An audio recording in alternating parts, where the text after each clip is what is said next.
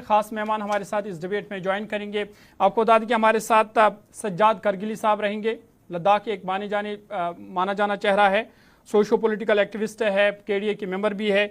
सज्जाद करगिली साहब, बहुत बहुत शुक्रिया, खैर मकदम इस्तकबाल आपका इस खास प्रोग्राम में हमारे साथ ज्वाइन करने के लिए। कुछ देर बाद हमारे साथ पीटी कुंजांग भी हमारे साथ ज्वाइन करेंगे। भारतीय जनता पार्टी के जनरल सेक्रेटरी है लद्दाख यूटी के मंजूर हुसैन साहब भी हमारे साथ ज्वाइन करेंगे, कांग्रेस के स्पोक्स पर्सन है लद्दाख के। सज्जाद करगिली साहब, शुरुआत ज़रा आपके साथ ही करूँगा। ये जो वज़ीर दाखिला अमित शाह का 7 साल बाद दौरा है, किस तरह से आप इस दौरे को देख रहे हैं और क्या वाकई में लद्दाख बदल रहा है? क्या वाकई में ज़मीनी सतह पर तरक्की हो रही है?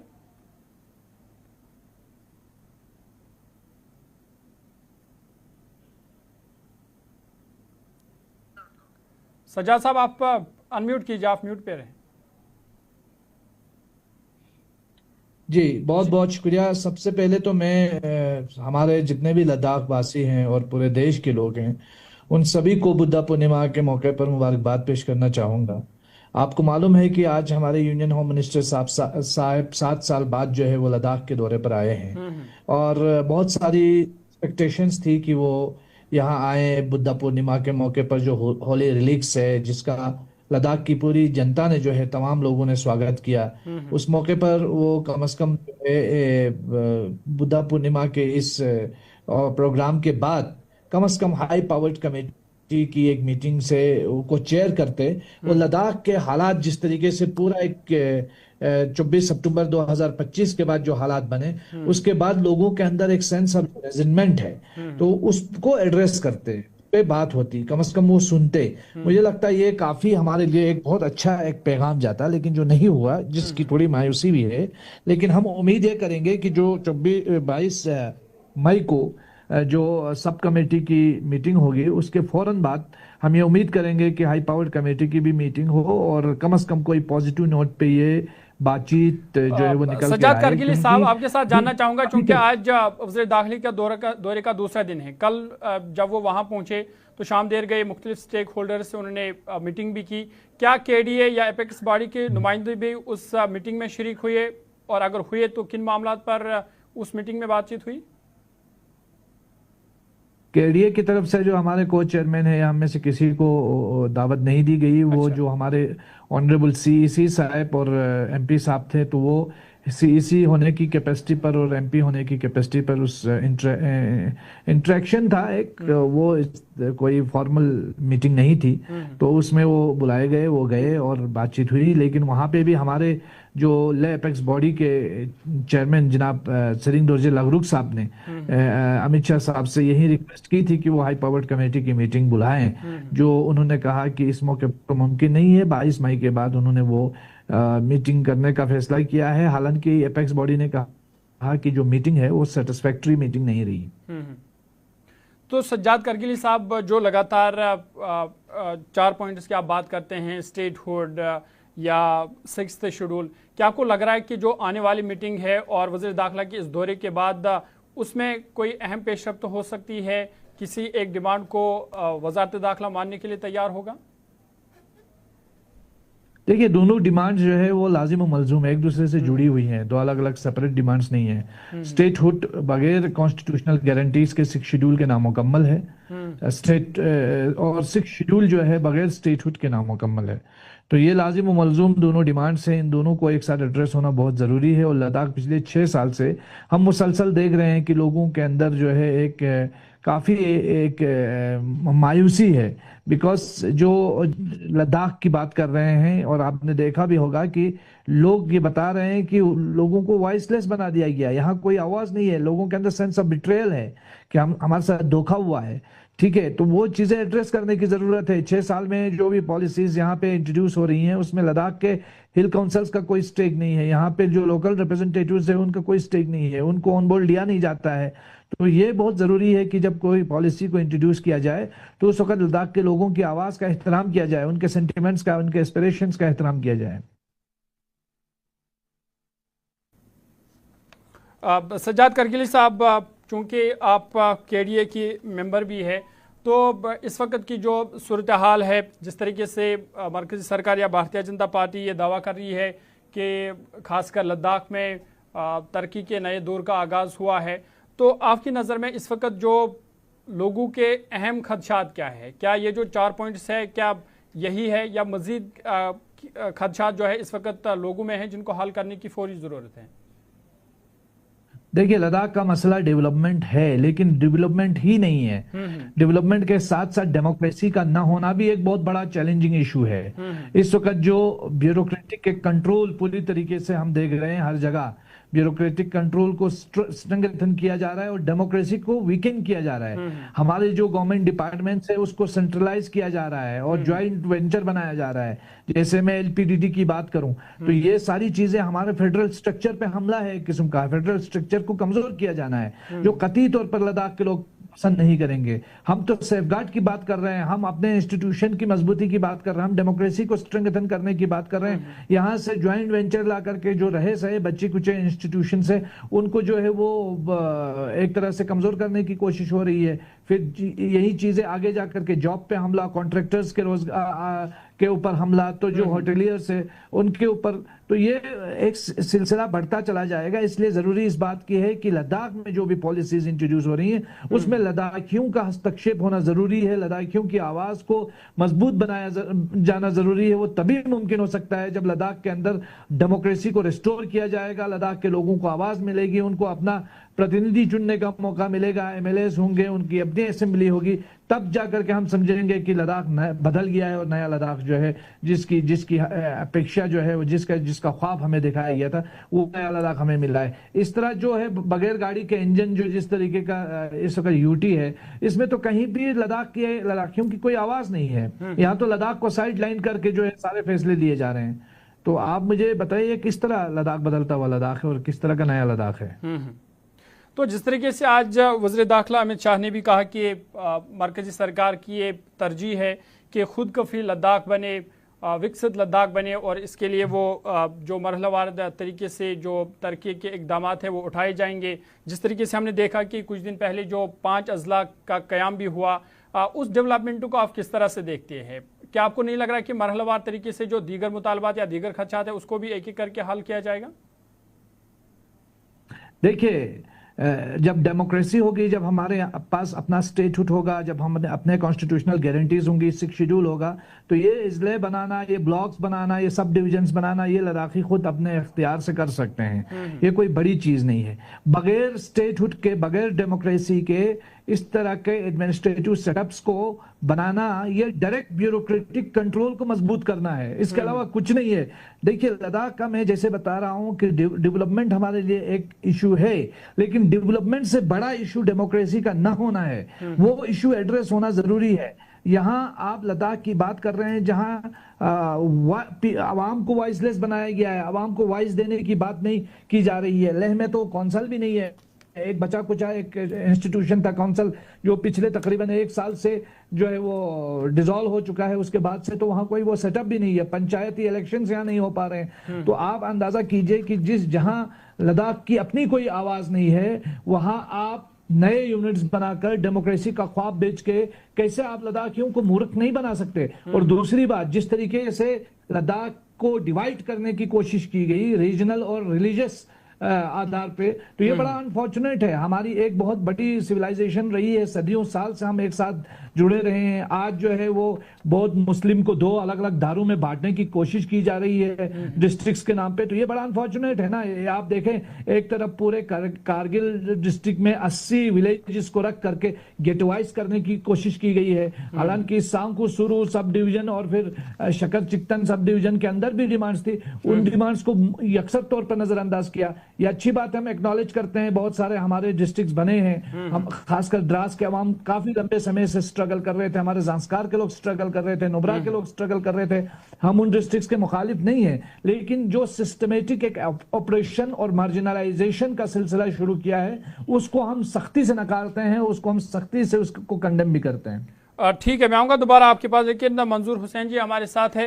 मंजूर हुसैन जी, किस तरीके से आप देख रहे हैं खासकर वज़ीर दाखिला के इस दौरे को, क्योंकि 7 साल बाद ये दौरा है और आज भी उन्होंने मुतअद्दिद तरक्याती प्रोजेक्टों का इफ्तिताह भी किया, कुछ प्रोजेक्टों का संग बुनियाद भी रखा गया, और उन्होंने ये साफ तौर पर कहा कि मरकज़ी सरकार की अवलीन तरजीह है कि लद्दाख को विकसित लद्दाख बनाया जाए, खुद कफील लद्दाख बनाया जाए, तो वज़ीर दाखिला की इस दौरे को आप किस तरह से देखते हैं और क्या आपको लग रहा है कि ये खासकर लद्दाख की तरक्की में एक अहम संग मील साबित होगा आज जो नए प्रोजेक्ट्स का इफ्तिताह भी हुआ?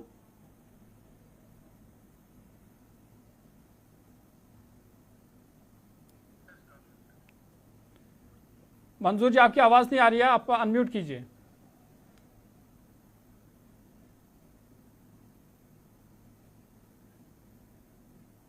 पूर्णिमा की आज की इस दिन पे लद्दाख की वासियों की तरफ से और इंडियन यूथ कांग्रेस की तरफ से ये ब्लेसिंग्स अपने रखता हूँ। उसके साथ ही साथ जिस तरीके से आपने कहा कि बहुत सारे अनाउंसमेंट होम मिनिस्टर्स ने किए हैं, तो अनाउंसमेंट्स तो जब होम मिनिस्टर आते हैं या कोई भी मिनिस्टर यूनियन से जब हमें आते हैं तो ये अनाउंसमेंट होती रहती है, लेकिन वो ग्राउंड पे कितने तरीके से वो इम्प्लीमेंट होती है और उसका फायदा कहाँ तक होता है, तो शायद हमें आज ठीक है अनाउंसमेंट हुआ है, लेकिन इसकी फ्रूट किस तरीके की होगी तो इसको आने वाले टाइम में हम आपको बताएंगे। तो साथ ही साथ हम ये भी कहना चाहते हैं कि इसके आने से पहले ही हमारे 5 डिस्ट्रिक्ट का अनाउंसमेंट हुआ, जिसमें मैं तमाम द्रास से लेके चांगथांग से लेके शम से लेके और आपका नुब्रा और जंस्कार के जो लोग हैं उनको भी बहुत ही कॉन्ग्रेचुलेट करता हूं कि उनके नई डिस्ट्रिक्ट के लिए। लेकिन साथ ही साथ जो आपने देखा कि हर डिस्ट्रिक्ट में जिस तरीके से 32 और 40 विलेजेस को मिला के डिस्ट्रिक्ट बनाया गया, तो करगिल डिस्ट्रिक्ट से भी, करगिल वाले एरिया से भी ये मांग था कि शुरू को और हमारे शकर चिकतन की जो डिस्ट्रिक्ट्स की डिमांड थी तो उसको नजरअंदाज किया गया। तो इसके लिए एक खदशात है हमें कि अगर होता डिस्ट्रिक्ट्स बनाते तो मे भी अगर आप 40 और 50 आप हलकों को मिला के, विलेजेस को मिला के जब आप डिस्ट्रिक्ट बना सकते हैं, तो जो शुरू जो एरिया है which is highly populated area, अगर आप पूरे लद्दाख में देखा जाए और उसकी ज्योग्राफी, टोपोग्राफी, कल्चर जो है जो अलग है, उसी की तरह शकर चिकतन का जो एरिया है वो भी बड़े वास्ट एरिया पे फैला हुआ है, तो वैसा भी अगर डिस्ट्रिक्ट आ जाता तो हमें लगता है कि ये एक अच्छा एक स्टेप होता। और साथ ही साथ हम होम मिनिस्टर की इस दौरे से ये भी तवक्का रखते थे कि हमारी हाई पावर कमेटी की मीटिंग लद्दाख में होगी, एक हिस्टोरिकल मीटिंग होता और उनका आना भी एक हिस्टोरिक होता अगर ऐसी बातें अगर उनसे होती। और जिस तरह के सज्जाद साहब ने कहा कि हमारे केडी और एपेक्स की जो डिमांड थी कि जितने भी जो हमारे डिटेनीज थे जिनको अभी अभी बेल मिला है, उनसे वो सारे उनके ऊपर जो इल्जामात थे वो खत्म किया जाए। और साथ ही साथ में जो हमारे 4 मार्टियर्स थे सितंबर जो लास्ट वीक में जो हादसा हुआ था, उनके फैमिलीज के साथ, उनके साथ अगर होम मिनिस्टर साहब थोड़ा सा भी टाइम बिता के या उनके साथ वो अपनी जाहिरात जो है वो वहां पे रख देते तो हम सोचते कि ये एक हिस्टोरिकल उनका सफर रहता और हम इस सफर को हमेशा याद रखते। लेकिन ऐसा कुछ हुआ नहीं है। ठीक है, अनाउंसमेंट होना है, लद्दाख एक वास्ट एरिया है, यहाँ की एग्रीकल्चर को, यहाँ के हॉर्टिकल्चर को बूस्ट मिलना चाहिए, तो ये तो हम तवक्का कर ही रहे थे। लेकिन सबसे पहली चीज, जब तक आप एक स्टेबिलिटी वाले गवर्नमेंट और जब तक एक पीपल लोगों के पास, जब तक आपके डेमोक्रेटिकल राइट को कंट्रोल करने के लिए हमारे लीडर्स और हमारे असेंबलीज और जिस तरीके से ले में काउंसिल ठप पड़ा हुआ है और जितने भी जो हमारे पंचायती राज इंस्टीट्यूशन के जितने भी जो इलेक्शंस होने थे वो अभी तक नहीं हुआ है, तो जब तक ये चीजें बहाल नहीं होगी तो जितने भी गवर्नमेंट के स्कीम्स है, जितने भी अनाउंसमेंट है, जितने भी हम सेल्फ हेल्प ग्रुप निकाल के अगर डेयरी के लिए या उसके लिए भी कोई प्रोडक्शन करते हैं, तो मैं समझता हूं कि जब तक आपके पास एक प्रॉपर सिस्टम नहीं होगा, प्रॉपर लेजिस्लेचर नहीं होगा, आपके रूल्स और आपकी जितने भी जो लेजिस्लेटिव जो आपके ये रूल्स एंड रेगुलेशन बनाने हैं, जब तक वो लोकली इन्वॉल्व होकर लोगों के साथ नहीं होगा, दिल्ली से खाली एक ब्यूरोक्रेटिकल सेटअप के थ्रू अगर हमें ये चीज दिया जाए तो मैं नहीं समझता हूँ कि ये आने वाले टाइम में एक अच्छी सी एक अनाउंसमेंट होगी। Thank you. ठीक है, सज्जाद करगिली साहब आपके पास में चलूंगा। जो आपने डेमोक्रेसी की बात की कि लद्दाख में डेमोक्रेसी नहीं है, हालांकि हमने देखा कि हिल काउंसिल के इंतखाबात हुए या जो लोकसभा मेंबर आपका है, लेकिन फिर आप किस तरीके की डेमोक्रेसी चाहते हैं? क्या आप चाहते हैं कि लद्दाख में असेंबली भी कायम हो? हाँ, क्यों नहीं, क्यों नहीं। लद्दाख तो 70 साल से एक स्टेट का हिस्सा था, हमारा एक स्टेट का स्ट्रक्चर था। आज हमको वॉइसलेस बनाया गया है, हमारी रिप्रेजेंटेशन खत्म कर दी गई है। आप दिल्ली से सारे आदेश जो है वो चला करके पूरे लद्दाख में पॉलिसीज को इंप्लीमेंट कर रहे हैं। लद्दाख के लोगों का कोई स्टेक नहीं है किसी भी पॉलिसी में। यहाँ सेंस ऑफ जस्टिस ही खत्म हो चुका है। आप देखिए इन्हीं डिस्ट्रिक्ट्स की बाइफर्केशन में सेंस ऑफ जस्टिस कहाँ है? जस्टिस का कोई सेंस आपको नजर आता है? तो ये बहुत बड़ी चीजें हैं। लद्दाख में जो भी डेवलपमेंट हो, ये बहुत सेंसिटिव रीजन है, यहाँ जो भी डेवलपमेंट हो उसमें लद्दाख के लोगों की भागीदारी होना जरूरी जरूरी है। आप कह रहे हैं कौंसिल के इलेक्शन हो रहे हैं, कहाँ हो रहे हैं? पिछले सितंबर से ले के अंदर जो है कौंसिल डिसॉल्व पड़ा हुआ है। जो हमारे पास करगिल में एक बचा कुचा कौंसिल है वो बिल्कुल टोटली पावरलेस है। ये मैं नहीं कहता हूँ, काउंसलर्स बोलते हैं। हिल काउंसिल के जितने एग्जीक्यूटिव्स है, सीईसी वगैरह हैं, वो सारे बार बार हर मीटिंग में वो बोलते हैं हमारे पास कोई ऑर्डर नहीं है, अख्तियार नहीं है। तो लद्दाख को तो पूरी तरीके से वॉइसलेस बनाया गया ना। एक कंट्रोल ब्यूरोक्रेटिक सेटअप के अंदर आपने लद्दाख को जो है वो रखा हुआ है। तो कहां यहां सेंस सब लोग जस्टिस एडमिनिस्ट्रेशन के पास है और कहां डेमोक्रेसी है? हम कहने को तो पूरी दुनिया की सबसे बड़ी डेमोक्रेसी है। हमारे प्राइम मिनिस्टर दुनिया में कहीं भी जाते कहते हैं कि हमारे डीएनए के अंदर लोकतंत्र है, लेकिन हमको जो है यहाँ जो है वो डेमोक्रेसी का दूर दूर तक भी हमें शायबा नजर नहीं आता। ये क्या चीज है? और आप देखें पिछले 24 सितंबर को जो हुआ 2024-25 के अंदर, तो उसके बाद आप देखिए कहां अकाउंटेबिलिटी रह गई। एक डीजीपी आके सारे आम पूरे लद्दाख को इंटरनेशनल करार देके चला गया, कोई उसके खिलाफ आवाज तक नहीं उठी, कोई उसका एहतसाब तक नहीं हुआ। यहाँ कोई अकाउंटेबिलिटी नहीं है। आपको ट्वीट के ऊपर जो है पॉलिसीज डिक्लेयर हो रही हैं और वो इंप्लीमेंट हो रही हैं। तो लोकल स्टेक होल्डर्स की से कहां है? तो वही चीज हम बताना चाहते हैं। सेंस ऑफ जस्टिस खत्म है, डेमोक्रेसी खत्म है, लोग वॉइसलेस हैं। उन चीजों का रेस्टोरेशन लद्दाख के ले एपेक्स बॉडी और केडीए 4 साल से इन्हीं चीजों के लिए स्ट्रगल कर रहे हैं। जब आपके पास जस्टिस सिस्टम होगा, जब आप एक कानून के तहत चलेंगे, आपका एक प्रॉपर सेटअप होगा जिसमें डेमोक्रेसी होगी, मुझे लगता है लद्दाख का विकसित उसी से शुरू होगा। आप लद्दाख को विकसित बनाने की बात कर रहे हैं, एम्पावर करने की बात कर रहे हैं, माइनस लद्दाखी के लद्दाख को कैसे एम्पावर किया जा सकता है? लद्दाख को एम्पावर तभी किया जाएगा जब लद्दाख को लद्दाख के फैसले लेने का हक मिलेगा, लद्दाख को लद्दाख चलाने का इख्तियार मिला लद्दाखियों को मिलेगा, तभी हम कह सकते हैं कि लद्दाख विकसित हुआ है, लद्दाख एम्पावर हुआ है। ठीक है, मंजूर हुसैन जी आपके पास में आऊँगा। हिज़्ब इख्तिलाफ लीडर राहुल गांधी ये कह रहे हैं कि लद्दाख एक पुलिस स्टेट में तब्दील हो रहा है। क्यों कांग्रेस पार्टी को ये लग रहा है कि लद्दाख पुलिस स्टेट में तब्दील हो रहा है? किस स्टेट में सर? Sorry, police state. उन्होंने एक ट्वीट किया जिसमें उन्होंने कहा कि लद्दाख जो है वो पुलिस स्टेट में तब्दील हो रहा है। देखिए सर, आप जानते हैं कि सितंबर में जो हादसा लेह में हुआ, जिस तरीके से हालात खराब हुए और जिस तरीके से पुलिस की बर्बरता हमने देखी, जिसमें आपने देखा कि ओपनली फाइल करते हुए वीडियोस हमारे पास आए, तो जिसकी वजह से हमारे जवानों ने अपनी जान गंवा दी इस लद्दाख की धरती के लिए, हमारे 4 पॉइंट एजेंडा के लिए। तो उसके बाद जिस तरीके से लीडर्स पे लीडर्स, यूथ्स पे यूथ, हर किसी को जेल में भर्ती करके कम से कम 80 से 90 यूथ्स को उन्होंने डिटेन किया। उसके बाद 80 से 90 लोग जख्मी भी हुए बहुत हद तक। तो मैं ये अब ऐसे कंडीशन में जहां पे हमें बोलने का राइट नहीं है, जहां पे हम अपनी बातें रख नहीं सकते, जहां पे हम प्रोटेस्ट नहीं कर सकते, हर एक बात को कहने के लिए हमारे ऊपर 6 से 7 एजेंसीज का नजर रहता है हमेशा कि हम क्या ट्वीट कर रहे हैं, किस तरीके से बोल रहे हैं। हर एक चीज पे सर्वेलेंस जो रखी गई है ना मोदी सरकार की तरफ से। तो आप मुझे बताइए, पुलिसिंग स्टेट कंडीशन नहीं है तो क्या है? आप देखिए कि जिस तरीके से सज्जाद साहब भी कह रहा था कि आप डेमोक्रेसी को अगर लद्दाख में बहाल करना चाहते हो तो India is a federal state. तो हम जब ये कहते हैं कि इंडिया में सारे स्टेट जो है, तो हर स्टेट को अपनी टेरिटरीज, अपने फाइनेंशियल, उस पे हर किसी पे अगर डिसीजन लेने का हक है और अपने स्टेट को चलाने का, रन करने का हक है, तो लद्दाखियों को अपने लद्दाख को चलाने का हक क्यों नहीं है? हम किसी ब्यूरोक्रेटिक सेटअप में हम क्यों बैठे? ठीक है, और ठीक है मंजूर जी, मैं आऊंगा दोबारा आपके पास। ठीक है, मैं आऊंगा दोबारा आपके पास, लेकिन बीजेपी की जो जनरल सेक्रेटरी है लद्दाख के, पीटी कुंजंग जी, वो भी इस वक्त फोन लाइन पर हमारे साथ है। पीटी कुंजंग जी, आपसे पूछना चाहेंगे, क्योंकि लगातार खासकर आपकी पार्टी पर इल्जामात लग रहे हैं कि एक तरफ आप विकसित लद्दाख का दावा करें, लेकिन दूसरी तरफ से लद्दाख में डेमोक्रेसी नहीं है। इस तरीके का इल्ज़ाम कांग्रेस पार्टी लगा रही है आप पर, और राहुल गांधी ये इल्ज़ाम लगा रहा है कि लद्दाख जो है पुलिस स्टेट में तब्दील हो रहा है। किस तरीके से आप इन इल्ज़ामात को देखते हैं? देखिए सर, अब कांग्रेस के बारे में तो मैं क्या बताऊंगा। राहुल गांधी जी को सिर्फ क्रिटिसिज्म के अलावा कुछ और अच्छे मुद्दों पे बात करना तो उनसे हम एक्सपेक्ट कर ही नहीं सकते हैं।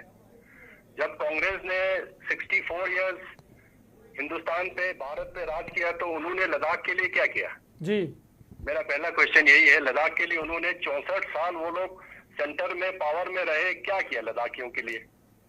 लद्दाख का जो मेन डिमांड था 70 साल से यूटी देने का, वो डिमांड तो उन्होंने 64 साल में, और उन्होंने पिछले सिंस 1947 जब हम जम्मू कश्मीर का हिस्सा थे, पूरे लद्दाख में सिर्फ 2 ही डिस्ट्रिक्ट बने थे।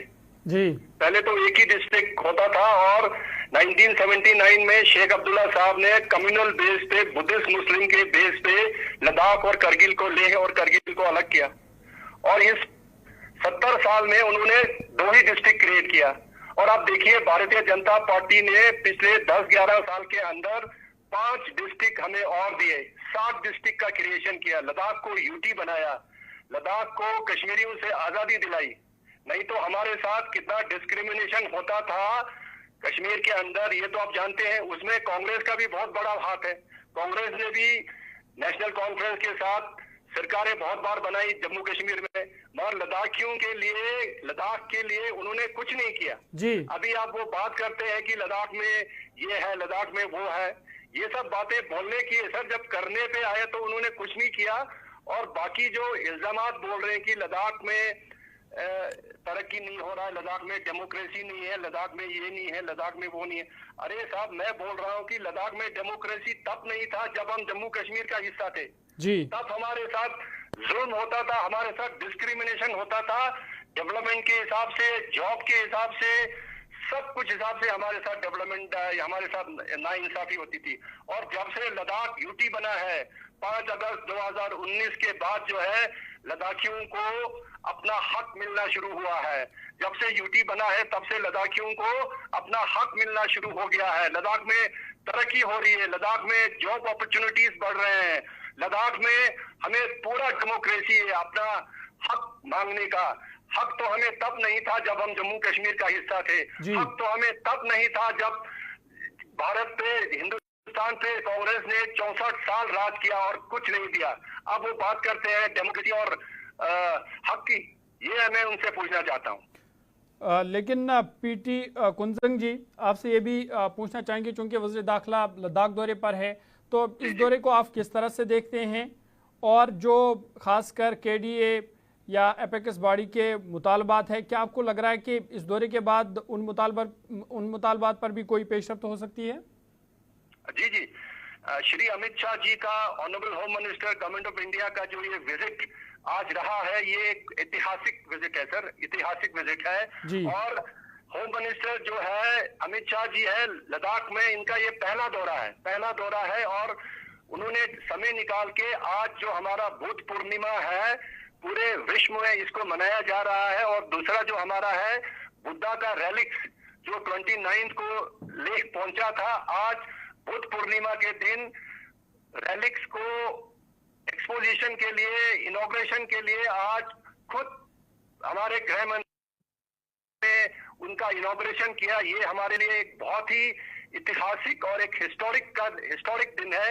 और जहां तक केडीए और एपेक्स के एमएचए के साथ बात करने का सिलसिला है, वो सिलसिला जारी है। और हमारे होम मिनिस्टर साहब ने ये एश्योर किया है कि आने वाले 22 तारीख को सब कमेटी का मीटिंग होगा और उसके बाद जो है एचपीसीए का मीटिंग होगा। और हमें पूरी उम्मीद है कि आने वाले दिनों में जब एमएचए और हमारे जो एचपीसी, केडीए और करगिल, केडीए और एपेक्स के बाद बात होगा तो इसमें बहुत ही अच्छा रिजल्ट हमें देखने को मिलेगा। हम यही एक्सपेक्ट करते हैं कि आने वाले दिनों में 22 अप्रैल के बाद जो नेक्स्ट एचपीसी मीटिंग होगा उसमें बहुत ही अच्छा रिजल्ट आने की हम तवक्को रखते हैं और अच्छा रिजल्ट आना भी चाहिए। और गवर्नमेंट ऑफ इंडिया जो है वो बहुत ही पॉजिटिव है लद्दाख के सेफगार्ड को लेके, लद्दाख के फ्यूचर को लेके।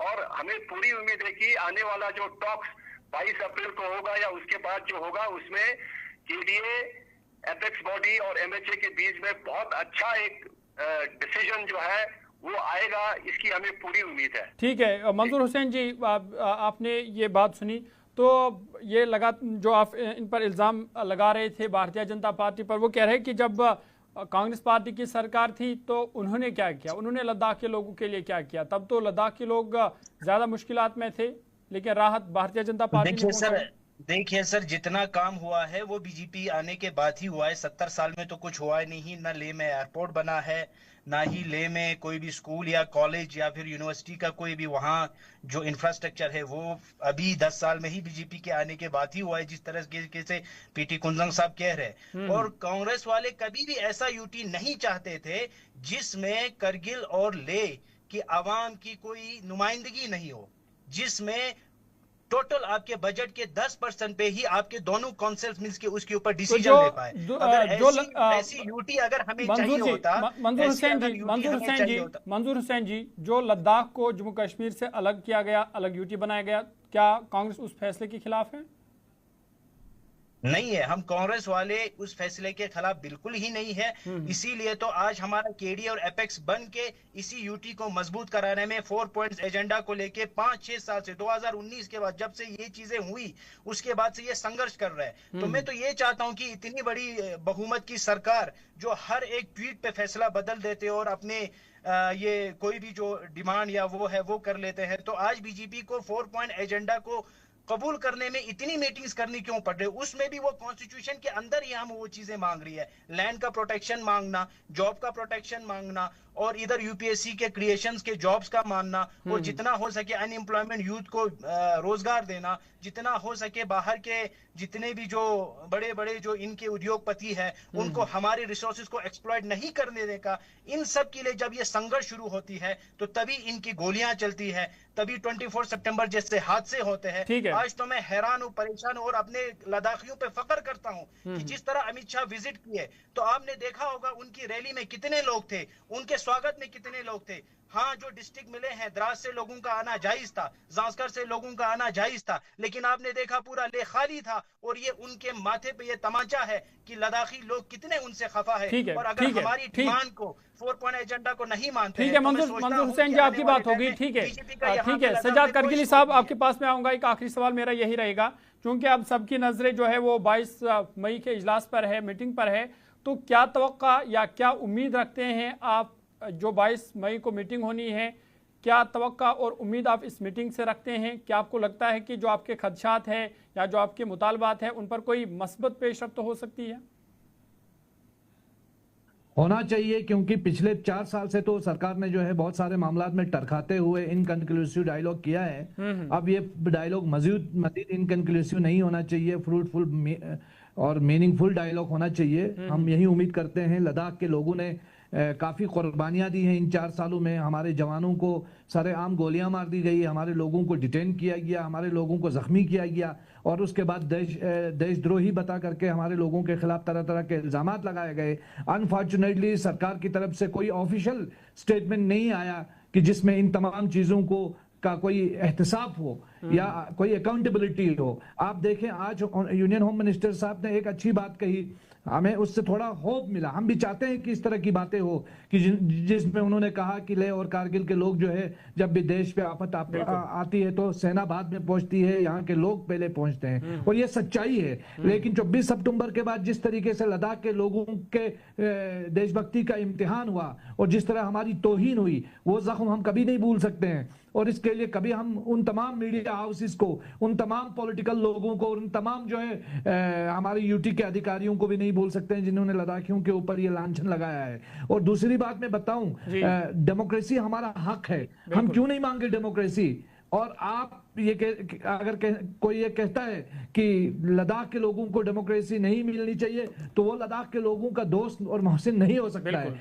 4 साल से 6 साल से लद्दाख के लोग पब्लिक सर्विस कमीशन के लिए रो रहे हैं, बेरोजगारी के खिलाफ अपनी आवाज उठा रहे हैं, हमारे कॉन्ट्रैक्टर्स परेशान है, हमारे इस वक्त होटलियर्स परेशान है। तो इन तमाम चीजों को एड्रेस करना लाजमी है, और हम उम्मीद करेंगे कि सरकार 22 मई की मीटिंग में इन तमाम चीजों को गौर से सुनेगी, और न सिर्फ सुन के सिर्फ एक न्यूज या एक इवेंट बनाने के लिए हम नहीं जाना चाहते। हम चाहते हैं कि एक फ्रूटफुल कंक्रीट एक डायलॉग हो, dialogue for the sake of dialogue न हो। चलिए, बहुत बहुत शुक्रिया आप तीनों मेहमानों का इस खास डिबेट में हमारे साथ ज्वाइन करने के लिए। आपको बता दें कि आज की इस खास डिबेट में हमारे साथ सज्जाद करगिली साहब थे, सोशो पॉलिटिकल एक्टिविस्ट और मेंबर है करगिल डेमोक्रेटिक अलायंस के। पीटी कुंजंग साहब हमारे साथ थे, ने लेट ज्वाइन किया, फ़ोन पर हमारे साथ थे। ये बीजेपी के जनरल सेक्रेटरी है लद्दाख यूटी के। और मंजूर हुसैन जी हमारे साथ थे, कांग्रेस पार्टी के तर्जुमान स्पोक्सपर्सन हैं। और बात हो रही थी बदलते लद्दाख की, क्योंकि वज़ीर दाखिला अमित शाह का दौरा और 7 साल बाद 2019 के बाद ये पहला दौरा था जब लद्दाख को जम्मू कश्मीर से अलग करके यूटी बनाया गया। तो उसके बाद से ये वज़ीर दाखिला का दौरा था जिस पर सबकी नज़रें थी। और आज जब वज़ीर दाखिला ने खिताब किया तो उन्होंने कई बातों का जिक्र किया। उन्होंने लद्दाख के लोगों का शुक्रिया अदा करते हुए कहा कि जब भी